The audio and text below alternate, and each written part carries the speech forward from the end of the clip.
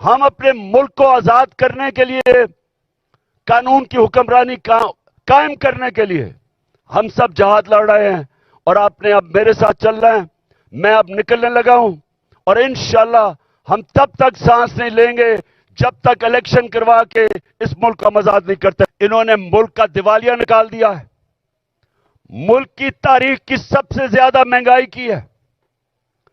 آج 3 گنا مہنگائی ہے۔ جب جنرل باجوہ نے ہماری سازش کے تحت گورنمنٹ گرائی تھی، 1 سال میں 3 گنا مہنگائی ہے پاکستان میں۔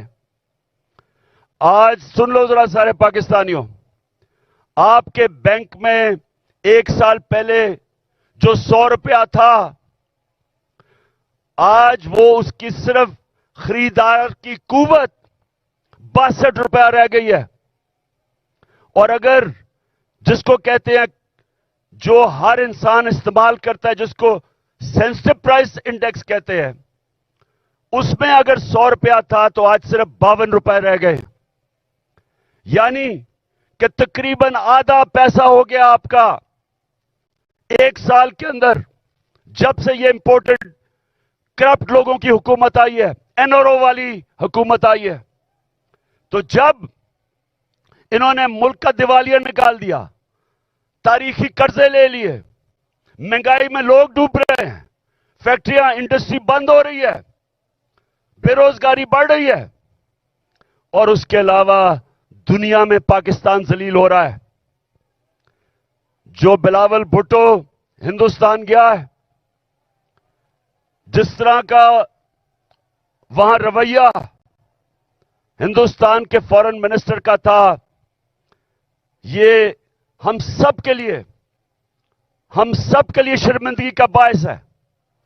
سوال یہ پوچھتے ہیں کہ ساری دنیا کے چکر لگا رہے ہو بلاول بھٹو، پہلے بتاؤ جانے سے پہلے آپ یہ کسی سے پوچھتے ہیں کہ جب آپ ایک ملک کا پیسہ خرچ کر رہے ہیں، ڈالر خرچ کر رہے ہیں ٹرپس پہ، تو اس کا فائدہ اور نقصان کیا ہوگا؟ کیا فائدہ ہوا آپ کو ہندوستان میں جا کے، جس طرح کا اس نے زبان استعمال کی ہے؟ اور میں آج ہندوستان کے فارن منسٹر کو بھی کہنا چاہتا ہوں کہ کیا آپ میں کوئی تہذیب نہیں؟ کیا آپ میں کوئی ایٹیکیٹ نہیں کہ آپ کے ملک میں ایک مہمان آتا ہے، یا تو اس کو بلائیں نا، لیکن بلا کے اس طرح ذلیل کرنا، یہ ہندوستان پہ ریفلیکٹ کر رہا ہے۔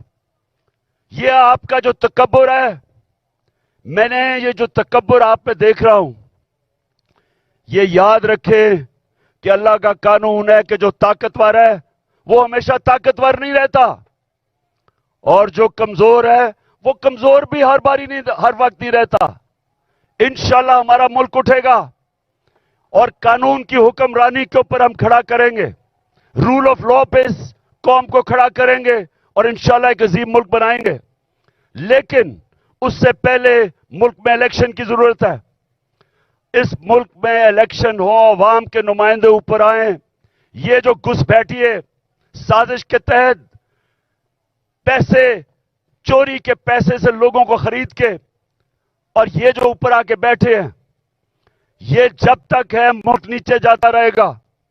یہ جو جنرل باجوہ نے تحفہ دیا ملک کو، جو اس ملک کو تباہی، جو جنرل باجوہ نے ملک سے کیا ہے، کوئی دشمن بھی نہیں کر سکتا تھا۔ کوئی دشمن 1 سال میں پاکستان کو وہ نقصان نہیں پہنچا سکتا تھا جو جنرل باجوہ پہنچا کے گیا ہے۔ اور یہ جو شہباز شریف ہے، میں سے سوال پوچھتا ہوں کہ تم برطانیہ کیا کر رہے ہو؟ تم جو برطانیہ چلے گئے ہو، آپ کے پاس ٹائم اتنا زیادہ ہے؟ کیا آپ کو پتا نہیں کہ یہاں 2 دن پہلے 6 ہمارے فوجی شہید ہوئے، 7 پارا چنار میں ٹیچر کو انہوں نے گولیاں ماری۔